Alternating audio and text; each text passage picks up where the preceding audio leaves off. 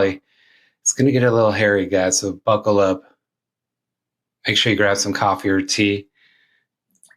Good evening around the world. Thanks for sitting in to the Narcology Morning Show. Cheers.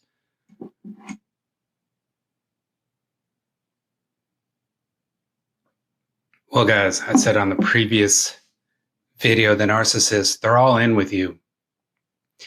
And they want to make sure you're all in with them. But they have this little thing in them called FOMO, the fear of missing out on fuel sources. They're always measuring quietly in their minds if they feel like there's a supply source nearby, near you, that they can break away from to explore. They're going to explore that because they know that the dust is settling, that you're feeling a little too comfortable around them. And they don't like this. They don't like you feeling comfortable because when you're comfortable, it doesn't bring them supply. This is why you're walking on eggshells. They need you back up on your heels, second guessing yourself because they pinned you as having these thorns in your flesh that you grew up with. And this inner voice saying that you're not good enough. And they're going to play upon those buttons. This is what narcissists do. So when they love bomb you, you're not discerning on their fruit. You're having this chemical cocktail going to your brain, to your pleasure zones. And you're not seeing that nothing about this is normal. They're planning forever with you after a week. And you're going with it because it's feeling so good. You know, the first time I drank alcohol, guys, I thought it was the best feeling ever. And at the time when you're drinking the alcohol, you're not going, oh my gosh, this is wrong. The first time you had that alcohol buzz, you're like, I feel like I'm let out of this cage. I don't feel shy anymore. This is why people get addicted to that. This is why people get addicted to the narcissist.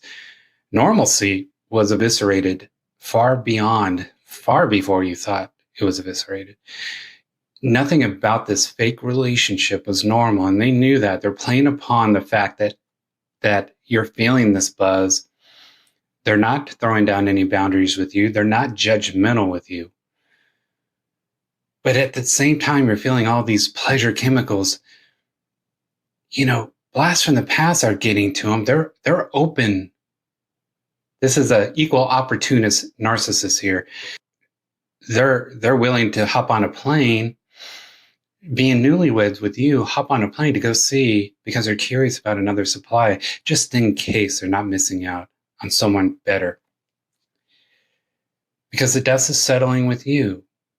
And you're not discerning on their fruit. And all of a sudden, you are lifted on high. You can do no wrong. And all of a sudden, now they're judging you. Now you're walking on eggshells. And it's very subtle, but they're starting to train you to give them supply. You're not giving them ample enough supply. But this is where the rubber meets the road. And this is where they figure if they have good supply or not. Are you going to acquiesce to their judgmental ways? Or are you going to start throwing down boundaries? The good-looking, charming codependent who has a backbone, who throws down boundaries, i.e. you. I didn't throw down boundaries at first until I had the type of personality that I grew up with an inner voice saying, Dave, you're not good enough. You're not good enough. I had that voice in me, and God fixed that. Even if you believe in God or not, you need to change that inner voice to you are salt of the earth. You are good enough. Dave, you're good enough. You're good enough. Because the devil's going to lie to you guys. The devil's going to try to pair you with another narcissist and play upon those childhood buttons that says you're not good enough. But a charming, good-looking codependent who doesn't throw down boundaries, all of a sudden they're going to be judged. And it doesn't matter how good looking the codependent is. It doesn't matter the type of job the codependent has. The codependent is going to believe the narcissist. And this is the Johnny Depps, right? This is who narcissists corner into relationships. someone that they can control, someone who has virtue, someone who isn't going to throw down a lot of boundaries. Because the codependent who throws down boundaries, the narcissist has already replaced them in their feeble minds, guys. A codependent with boundaries is the worst supply for a narcissist. And that's probably what happened to you.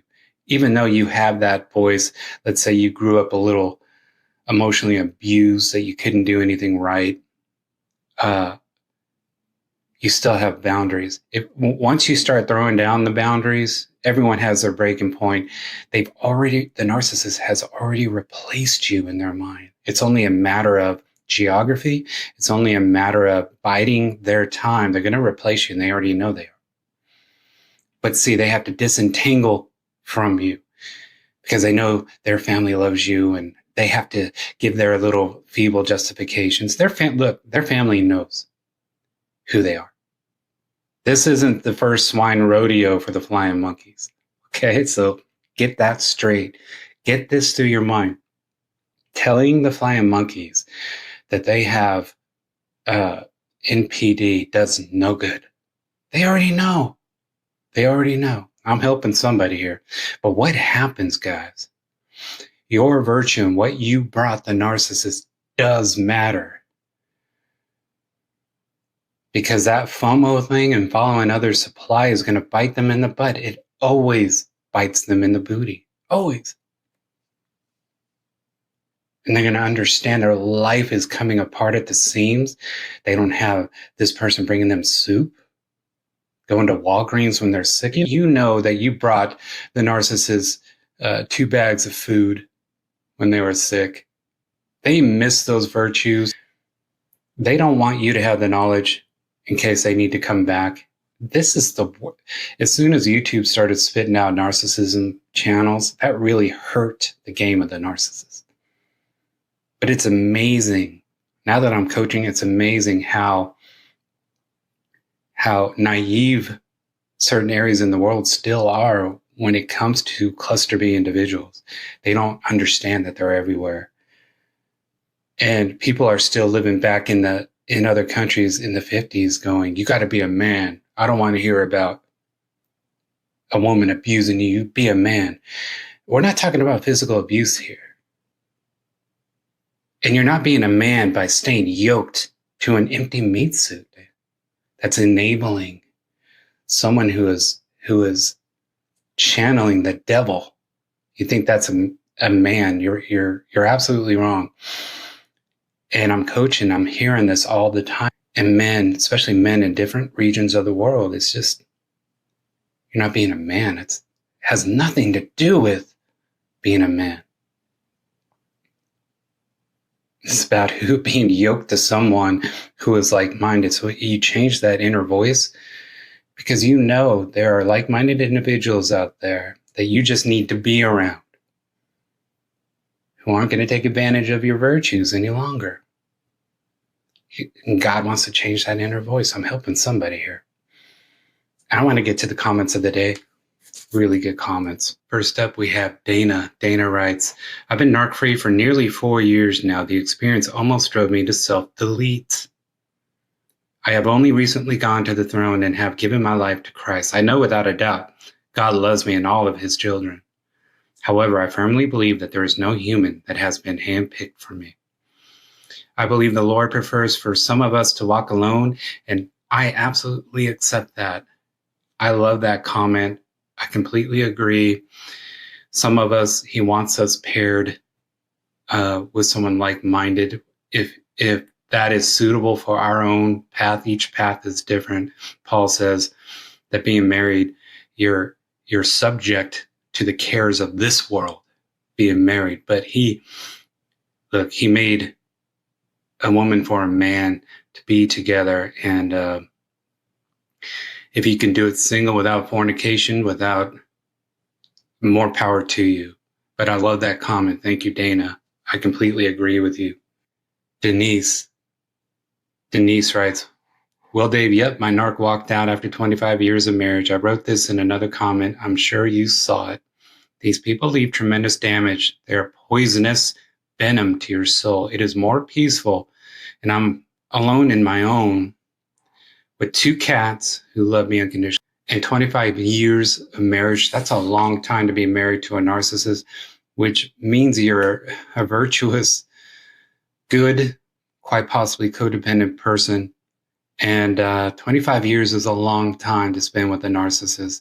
My hat's off to you. Your new chapter starts now, let me tell you.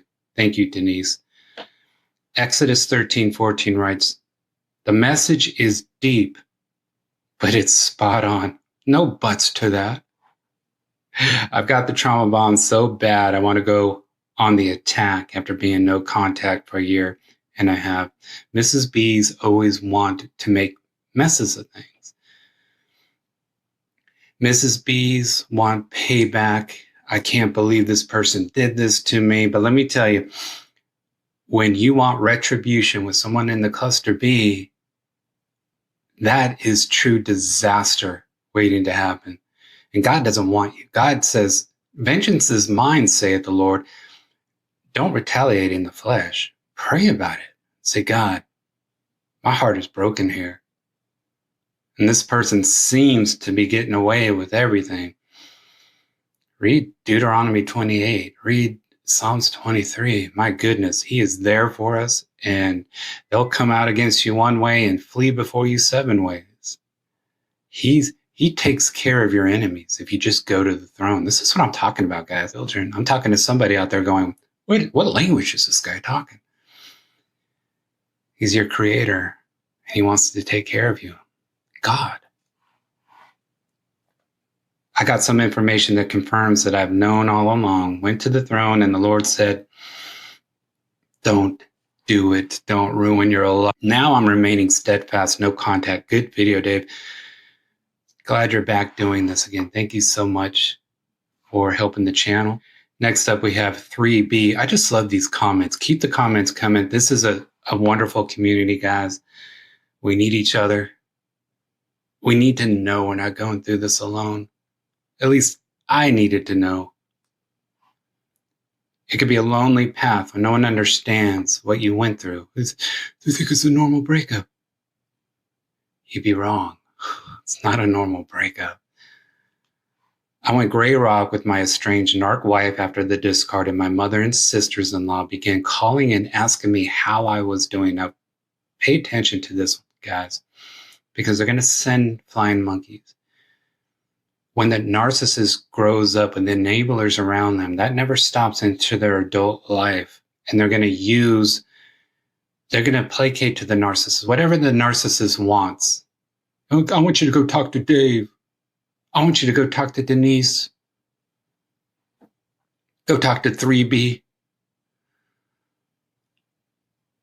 And tell them that I'm not in my right mind. I'm not doing well. I know their virtues. This is what's happening here, guys.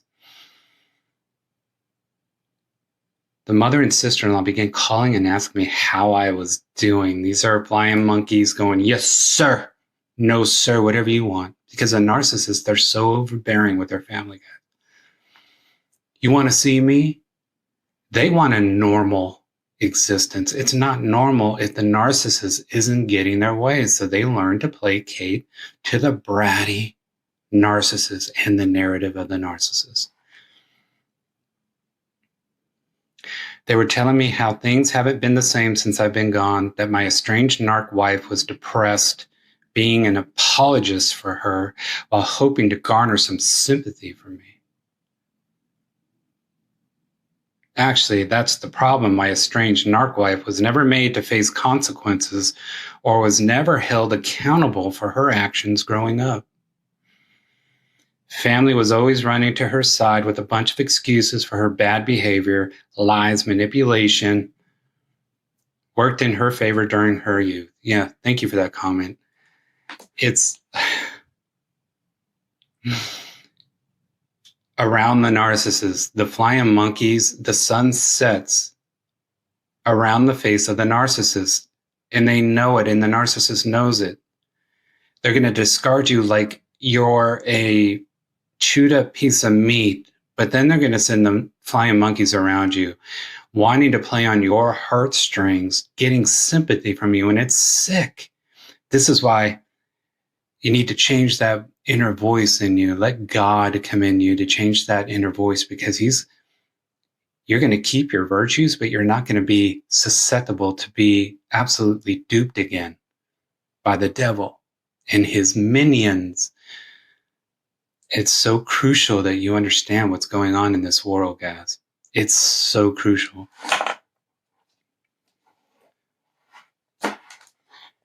Chris writes, my narcissist is the desk person at a motel with lots of supply. I like these little short comments. I can get to more comments if they're short and pertinent.